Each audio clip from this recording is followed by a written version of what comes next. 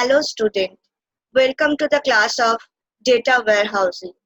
Today we are going to discuss about data cubes, the representation of data in data warehouse.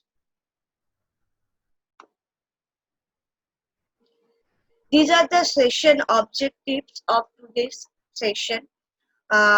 We firstly going to understand the concept of data cube.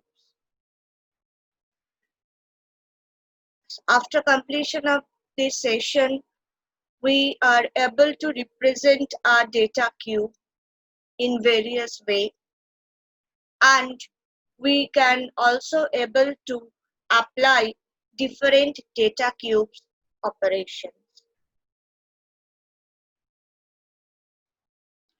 So firstly, we need to understand what is a data cube means. That is the basic concept or introduction about data cube. Basically, the cubes are used to represent data along some measure of interest. Although it is called cube, but it can be in any dimension. It can be two-dimensional, it can be three-dimensional, or it can be higher dimensional also. And each dimension represents some attribute in the database. That means for every attribute, we are going to have one dimension in data cube. And the cells in the data cube represent the measure of interest. For example, they could contain, so what is this measurement of interest? So in that measurement, the cell can contain a count for the number of times that attribute combination occurs in the database, or the maximum minimum sum or their average value of some attribute. So all these measuring facts can be represented by the cell of data cube. Queries are performed in the queue to retrieve decision support information. So you can see this is an example of data cube where there are three dimensions. One dimension is the about the part. Part means we here the example is considered like that. We have a database that contains transaction information relating company sales of a part. So this part is going to be represented by this transaction. This dimension. This dimension is going to represent the location of the store, and this dimension is going to represent the customer. So in this way, the things are, this is basically a three-dimensional cube. So in this way, the things are represented. So the data cube formed for this database is a three-dimensional representation with each cell PCS. P is for parts, C is for the customer, and S is for the location of the cube represent a combination of values from part, customer, and store location. Here you can see this is for basically Calgary. So and this is for the Bob. So here we can say the part 1 from this representation, we can say that part 1 is sell to Vans from the Calgary branch in two numbers. Okay, so this 2 is going to represent that measurement, that is the combination of this three dimension. Okay, so this dimension is basically about the customer. So this yellow is for the Vans, this green is for the Bob, this blue is for Richard, and this violet is for Alison. So these are basically the customers. Okay.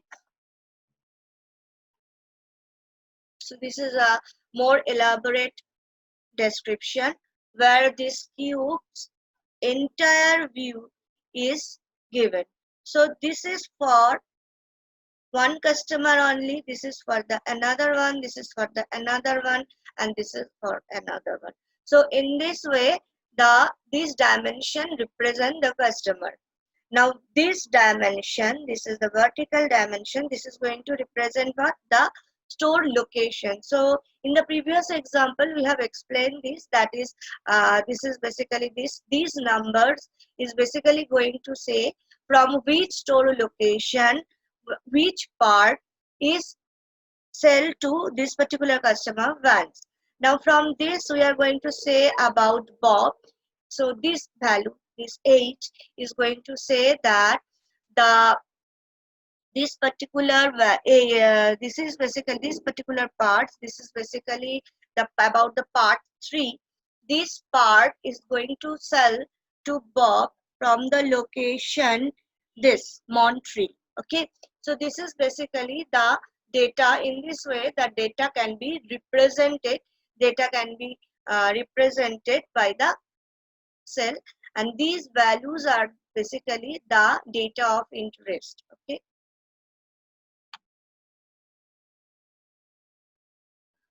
Now the question comes, computed versus stored data cubes. So what is the objective? The objective of doing this is basically we need to retrieve data from the queue. So to retrieve the decision support information from the queue in the most efficient way possible, we are going to basically we are going to store data in queue. Okay, so there are three possible solutions for that. One is the pre-compute all cells in the queue, then pre-compute no cells, pre-compute sum of the cells. So if you talk about pre-compute all cells in the queue, here the whole queue are pre-computed and then it is going to be stored. So if the whole cube is pre-computed, obviously the query run in the queue will be very first. So this is a very big advantage. Now the problem is what? The key pre-computed cube require a lot of memory because the computation done earlier. So the size of the cube for n attributes, the like attribute a1, a2 up to n, with cardinalities with the number of attributes basically a1 up to n is basically pi a1. So the size increases exponentially if the number is of attributes is increased and the linearly with the cardinality of those attributes. So it's required a huge memory storage. So for this, for minimization of this memory requirement, we have another approach, that is pre-compute no cells. So what is this pre-compute no cells? This is basically disadvantage. This is basically no cells are pre-computed from the earlier. So what is the disadvantage of this? The query in the queue will run more slowly because the queue will need to be rebuilt for each query. Okay.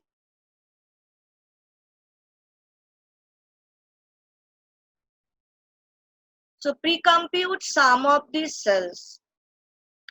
So this is basically a balance between these previous two.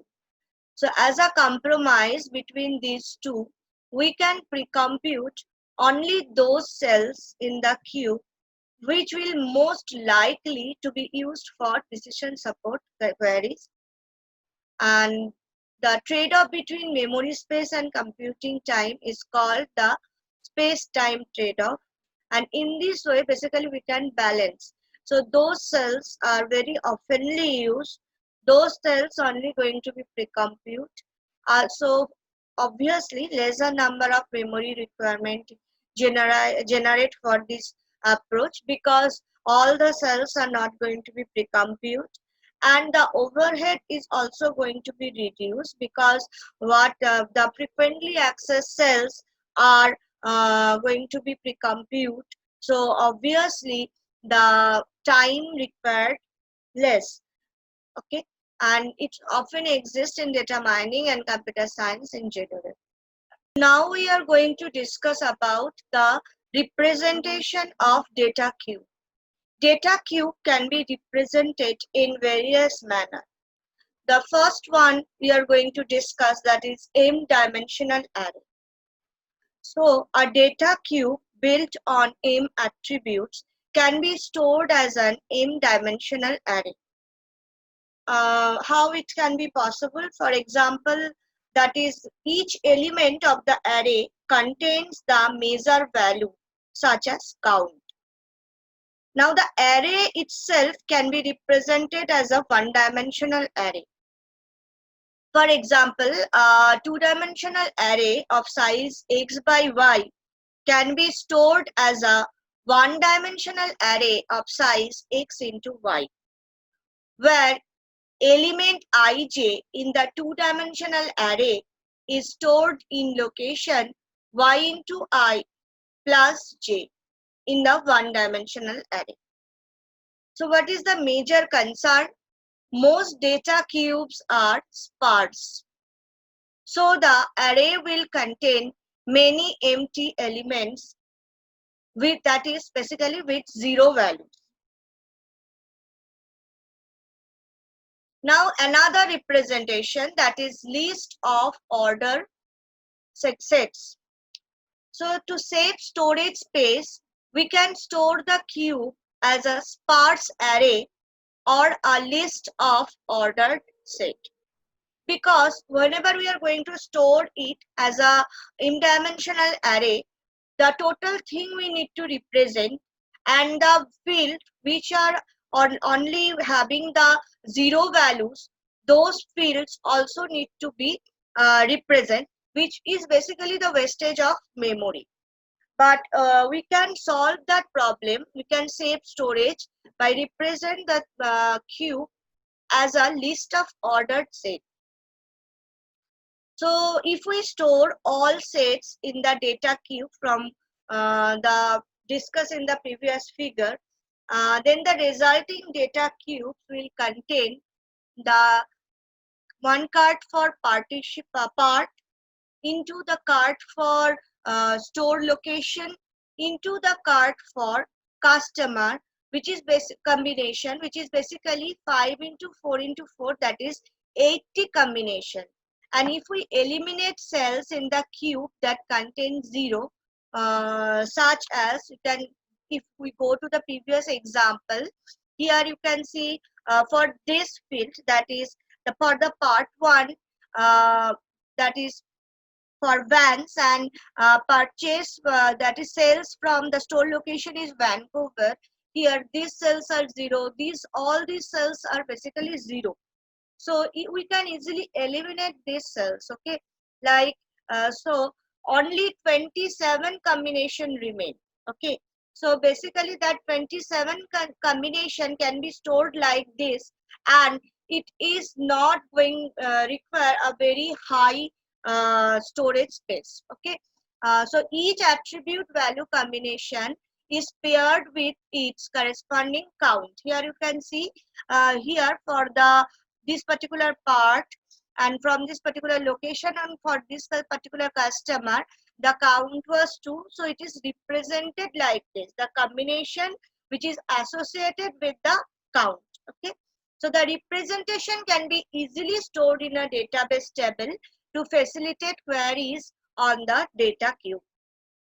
So this is basically the ordered set representation of data queue, which can which is widely used and stored data in a not required in a very major space. Okay, there is no major space requirement for that, and data can be easily retrieved from this because it can be stored as a database file, a database table, and query can be applied on that.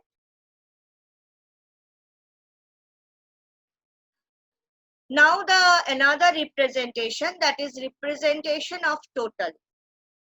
This is another aspect of data cube representation which can be considered is the representation of total. Okay, here the total value is represented. In the all these previous cases, we are going to represent the value cell wise. Okay, now maybe in some cases total value is required. So a simple data cube does not contain total.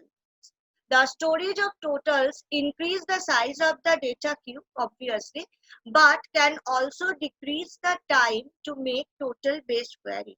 Because it is already available, we don't need to execute those query, we can directly retrieve the data. Okay, so a simple way to represent total is to add an additional layer on n sides of the n dimensional data cube. So in every sites an additional layer is going to be added, and which is going to represent the total value. So the total represents the sum of all values in one horizontal row, vertical row, or depth row of the data cube. So here you can see this is the representation of total. Here basically the data is represented like this. Here there is some color code. So white is basically the original color which is previously there. Now you can see in every layer, in every dimension, a layer is added. So this green is basically added for this light green is basically added for one customer and one part. Okay, this yellow is added for light yellow is added for the total for one customer and one store location. So this is for the light yellow is for the total for one customer and one store location, and the light green is for the total for one customer and one part. Now the light blue, this is basically the total for one part and one store location. The dark yellow, this is the dark yellow, this is for total for one customer. Okay, this is total for one customer, that is parts, combination of parts, customer, and parts, customer, that is total for one customer. That means basically the parts and customer, it is represented total. Wow, how many parts and from how many location the customer have bought. And then dark green is basically, this dark green is basically the representation of total for one store location. So from one store location, how many parts are totally sold, that is going to be represented by this. And the dark blue is basically going to represent that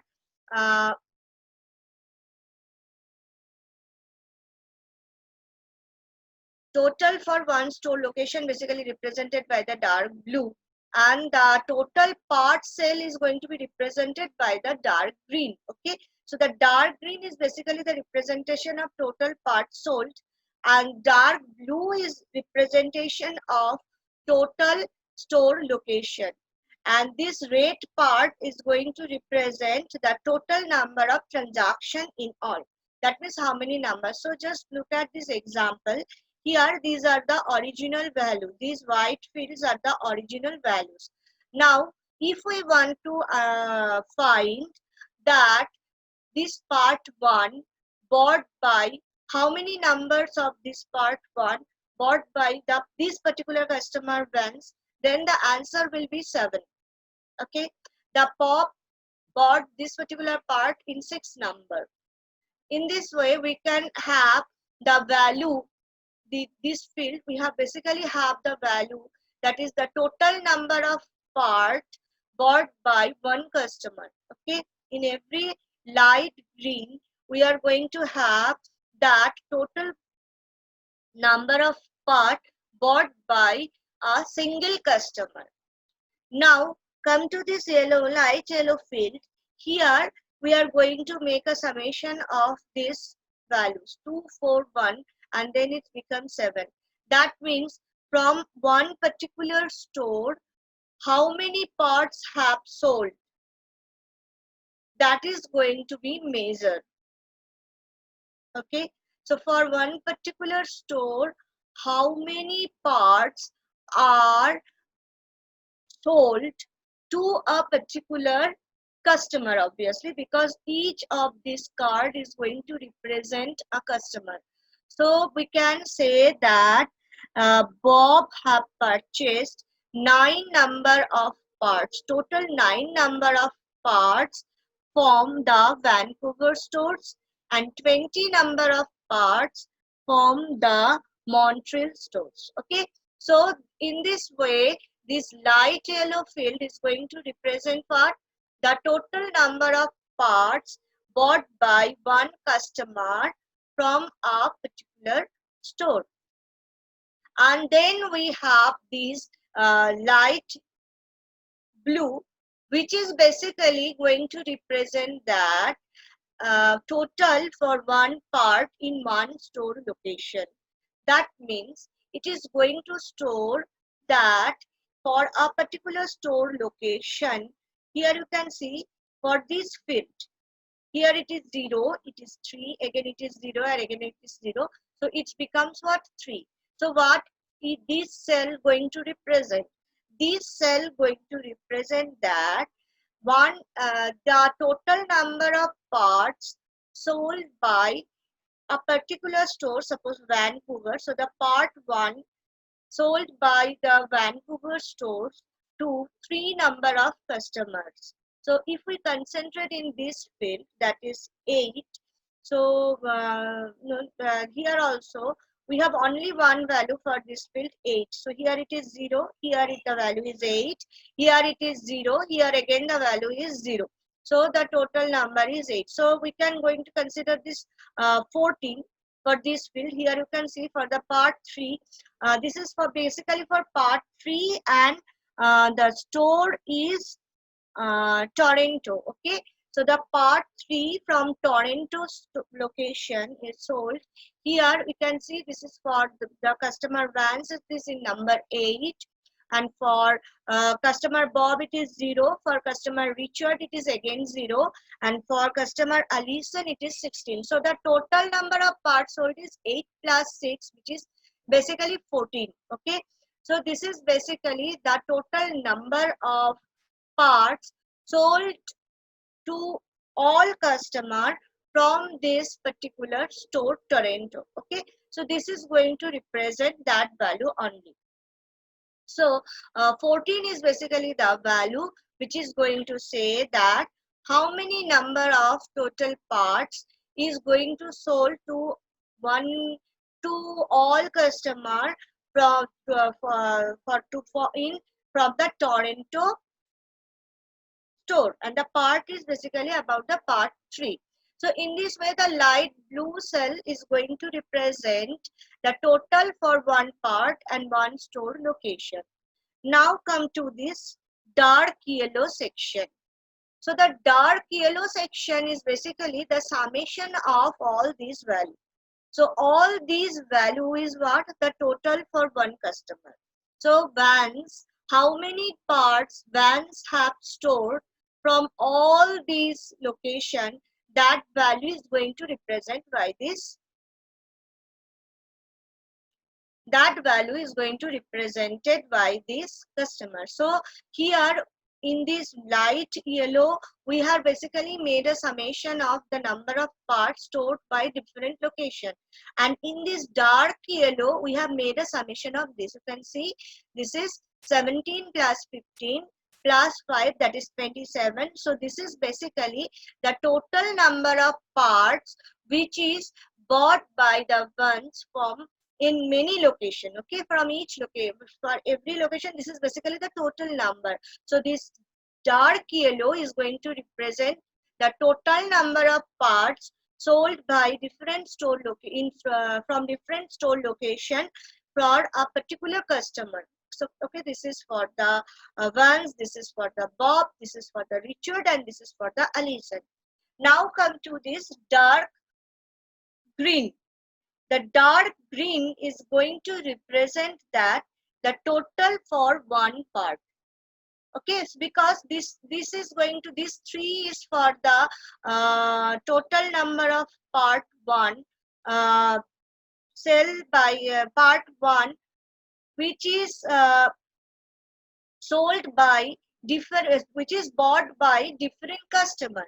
So this 3 is going to represent that how many number of the part 1 parts is going to be bought by this 4 customer as a total, and it is obviously this 3 is for a particular store, that is the Vancouver.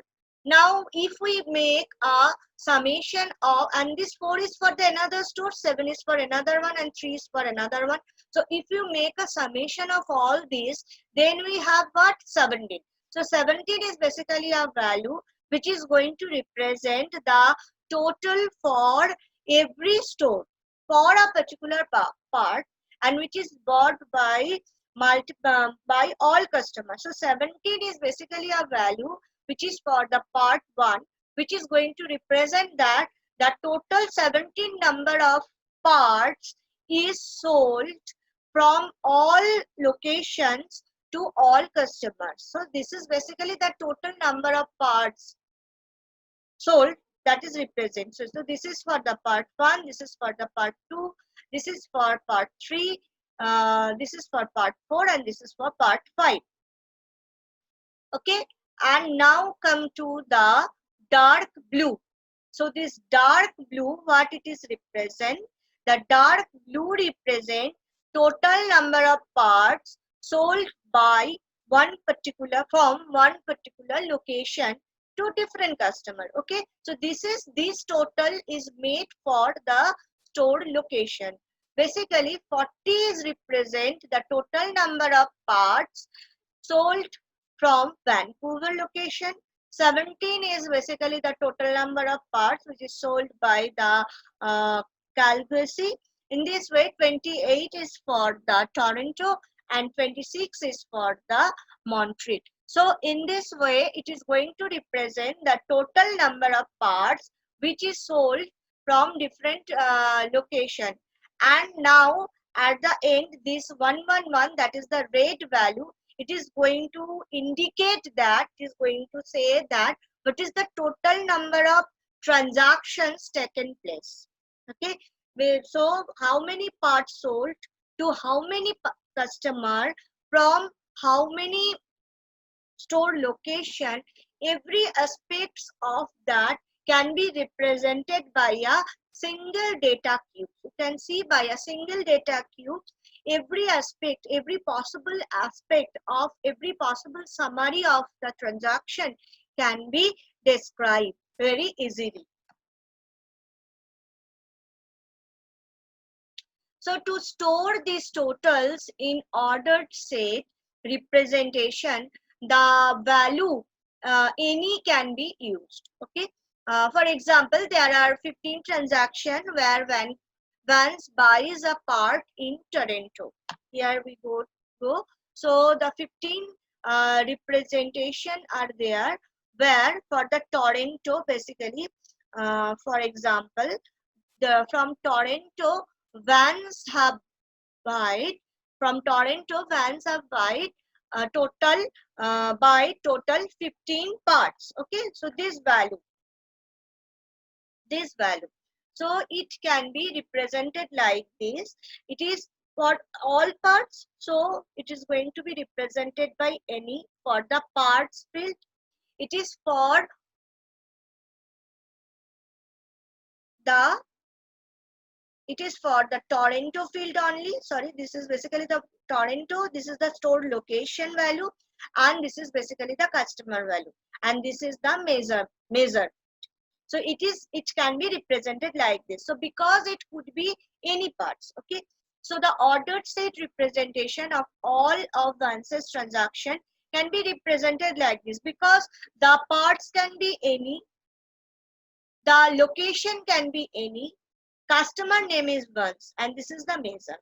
And that is all transaction at all store location from Vance. So the total number of transactions in the whole queue is formed in the red cell, and it is basically 111, and this can be represented like this. So this is basically for any store, any parts, any from any store, and for all customer, for any customer it can be.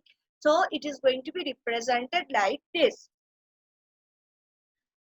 So now this is all about the representation of data cube, how the data cubes is going to represent value as a total, as m dimensional array, as a ordered list. Okay, so now we are going to discuss a very important issue, that is dimension and measure, that we have already discussed, that each and every dimension is going to represent the attributes, and each and every cell is going to represent the some fact basically. So the data cubes have categorized of data called dimensions and measures. So now basically the data is going to be categorized. The data, whatever data is represented by the data cubes, that can be categorized in dimensions and measures. So what is measures? Measures are going to represent some facts such as cost or unit of services. Okay, so that can be represented by the cells. And dimensions are represents descriptive categories of data such as time or location. So this is basically the descriptive category. This is the time dimension, this is the location dimension, and this is the product dimension. So dimensions are going to represent the category, and cells, measures are going to represent the facts. Okay, so dimensions is basically for the attributes. Attributes, for each and every attribute we are going to have one dimension, and the measurement, that is a fact related to the attributes, are going to be represented by the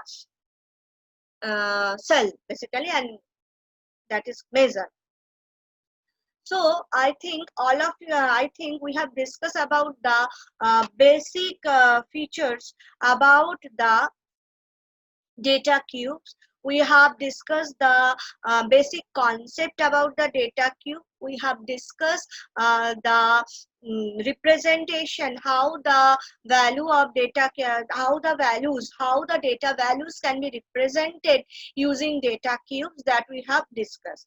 So just go back to the session objective. Up to now we have covered the concept of data cubes and represent how the representation is, the representation of data done by data cubes, that we have discussed in this lesson. Now in the next lesson we are going to discuss about different data cubes operation, and we are also going to discuss how that operations can be applied. So up to now this is end for today's session. So thank you for your patience hearing, and keep safe and continue your study. Thank you, students.